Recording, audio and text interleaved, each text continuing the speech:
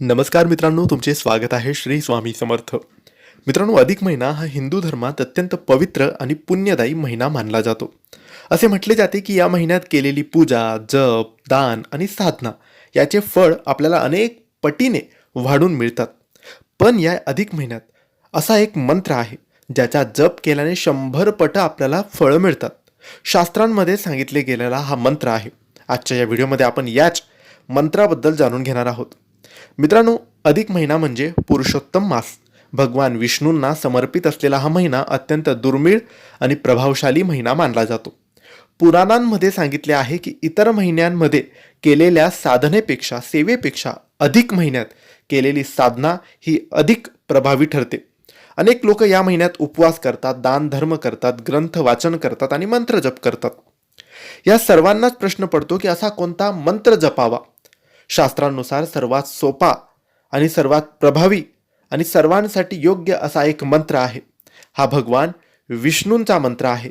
याचा जप केल्याने आपल्याला आयुष्यात जे हवं ते लाभतं, जे हवं ते मिळतं. फक्त श्रद्धेने, विश्वासाने आपल्याला या मंत्राचा जप करावा लागतो. हा मंत्र म्हणजे विष्णू गायत्री मंत्र. ओम नारायणाय विद्महे वासुदेवाय धीमहि तन्नो विष्णू प्रचोदयात.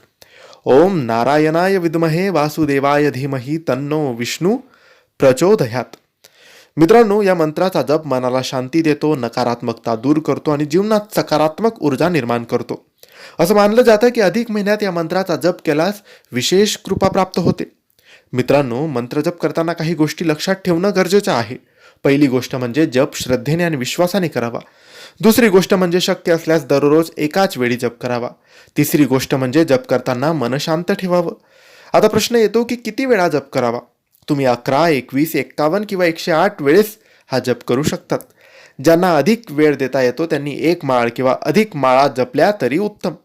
अधिक महिन्यात केलेल्या मंत्र जपामुळे केवळ आर्थिक लाभच मिळतात असं नाही.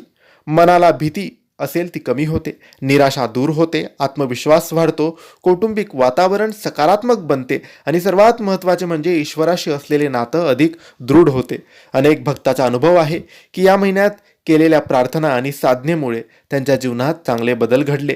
मात्र एक गोष्ट लक्षात ठेवा, मंत्र हा कोणतीही जादूची काडी नाही. तो श्रद्धा, संयम आणि सातत्य याचा मार्ग आहे. जेव्हा आपण मनापासून ईश्वराचे स्मरण करतो तेव्हा आपल्या विचारांमध्ये, कृतीमध्ये आणि जीवनात सकारात्मक परिवर्तन घडूच लागते. म्हणून या महिन्यात लाभ घ्यायचा असेल तर मंत्रजप नक्की करावा. आपल्या मनातील इच्छा भगवानापुढे व्यक्त करावी.